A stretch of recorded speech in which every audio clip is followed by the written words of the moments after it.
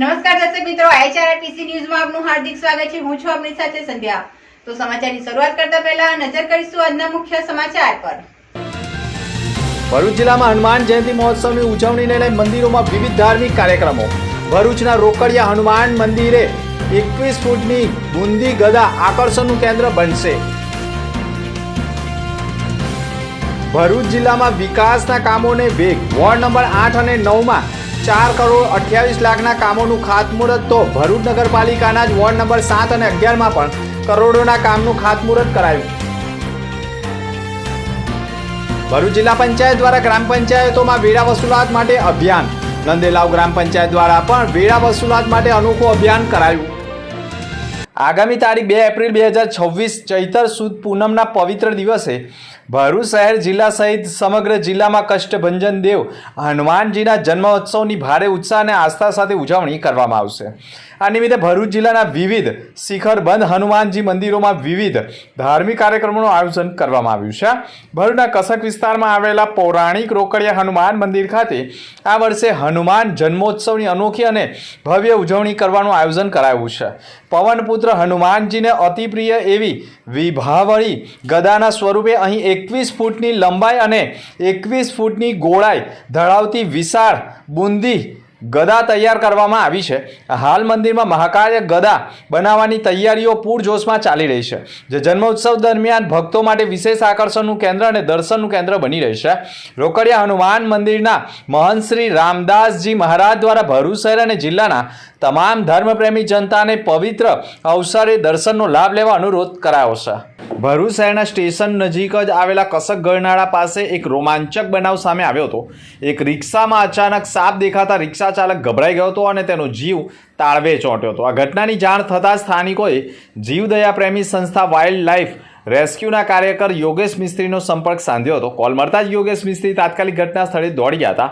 સ્થળ ઉપર તપાસ કરતા સાપ અત્યંત ઝેરી કોબરા હોવાનું સામે આવ્યું હતું। યોગેશ મિસ્ત્રીએ બહાદુરી અને કુશળતાપૂર્વક જ કોબરા સાપનું સફળતાપૂર્વક રેસ્ક્યુ કરી રિક્ષામાંથી બહાર કાઢ્યો હતો।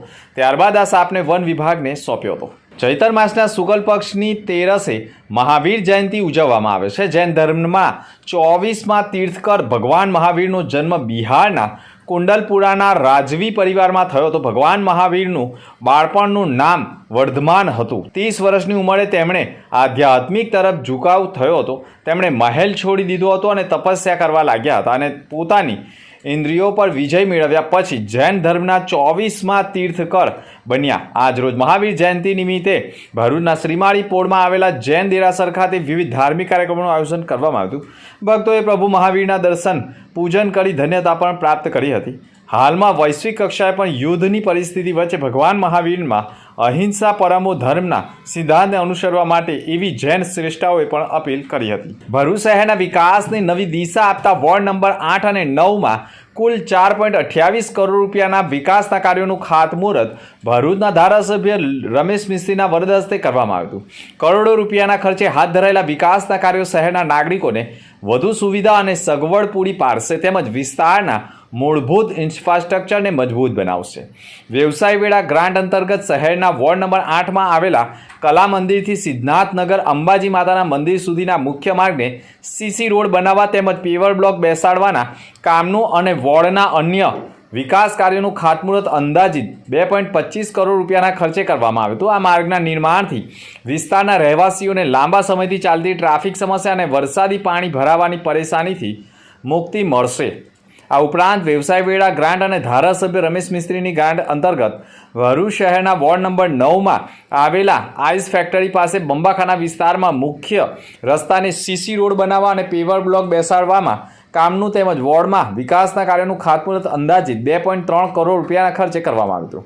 આ સ્થાનિક આગેવાનો અને નાગરિકોની હાજરીમાં યોજાયેલા કાર્યક્રમ દરમિયાન ધારાસભ્ય રમેશ મિસ્ત્રીએ પણ કહ્યું હતું કે ભરૂચ શહેરના સ્વાર્ગીય વિકાસ માટે માર્ગ, પાણી, ગટર અને અન્ય મૂળભૂત સુવિધાઓને પ્રાથમિકતા આપવામાં આવી રહી છે અને આવનાર સમયમાં પણ વિકાસના વધુ કાર્યો ઝડપથી હાથ ધરવામાં આવશે। ભરૂચ જિલ્લા તાલુકા પંચાયત દ્વારા પંચાયતોમાં વેરા વસૂલાત વધારવા માટે વિશેષ અભિયાન હાથ ધરવામાં આવ્યું છે. આ અભિયાન અંતર્ગત તલાટીઓને સક્રિય બનાવી ગ્રામ સ્થળે લોકોને સીધી પહોંચ બનાવી સમયસર વેળો ભરવા માટે પ્રેરણા આપવામાં આવી રહી છે.